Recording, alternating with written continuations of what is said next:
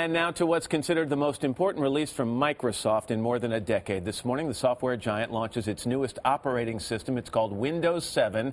And here to unveil it to the world is Microsoft CEO Steve Ballmer. Steve, good morning. Nice to see you. Good to be here. Thanks, Matt. 9 out of 10 people use an operating system like this to run their computer, but a lot of people don't know the difference between an operating system and an operating room.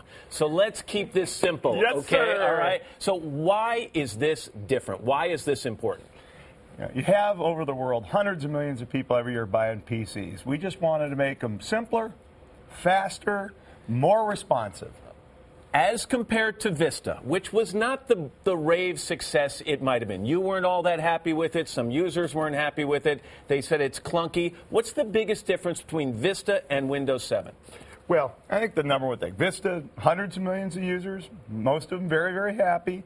But people will turn this on. They'll see that it boots faster, immediately up and running, better battery life on the laptops, the user interface clean, simpler, snappy. People like that. When you say snappy, let's bring in Charlotte Jones, who is a group product manager for Microsoft. Snappy. Show me the bells and whistles. What are people going to be talking about when they learn about this today? Well, first of all, you can get Windows 7 on a variety of PCs, from these netbooks all the way up to this high-end gaming PC.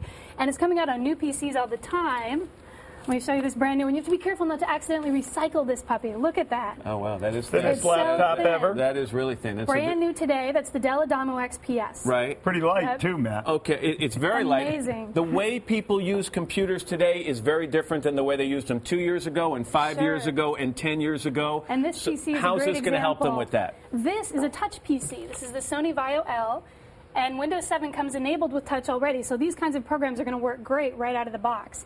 I've got some photos here in my photo collage. I can use touch to change them around. What was that movie where they Minority Report? Minority Report, exactly. In there. And then I can save this, and it becomes my personalized desktop. So in other words, when people are concerned now with movies, photos, music, and things, this system makes it easier to handle those things. Oh, absolutely. Absolutely. You have a computer, you want to play to remote speakers in the house. Computer can be the center of your media life. People, it used to be, it seemed to me, correct me if I'm wrong because you're the expert, that it was the business users that drove the market. Has that completely shifted now? Is it all about the consumers? Yeah, things started out on the consumer side when the PC was launched, and then business kind of took over. But consumers will buy 65% of the PCs in the world this year, and we got to make them fun. And for personal use, what you're finding more and more of, Steve, is that people want portable. They aren't spending as much time, and you know this, sitting in front of a PC or a desktop. They're on the go.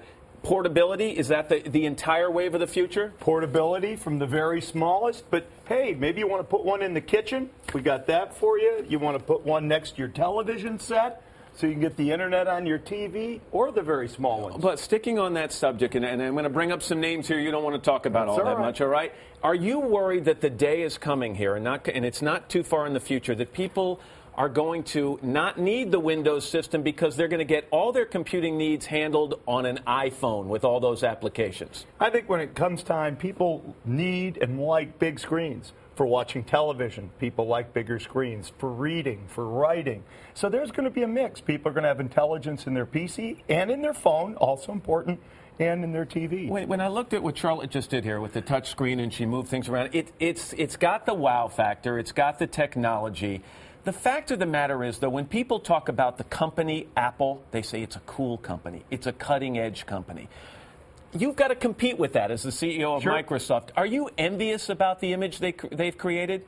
I think Apple's a fine company, but I'm real happy that in the United States, 9 out of every 10 people pick a Windows PC, and with Windows 7, that'll even be a more obvious choice. So you can keep that percentage up moving into the future? You can keep it above 9 out of 10, above 90%? You're not going to find this diversity of cool hardware from anybody else other than from our family of Windows partners. I've got you here on an interesting day, Steve. As a corporate CEO, there's a lot of talk in the news today about corporate pay, about salaries and bonuses, cracking down on some major companies. I just want your perspective on this. As a CEO, is the clamping down and the capping of salaries for some of these companies, is it good business or is it bad for business?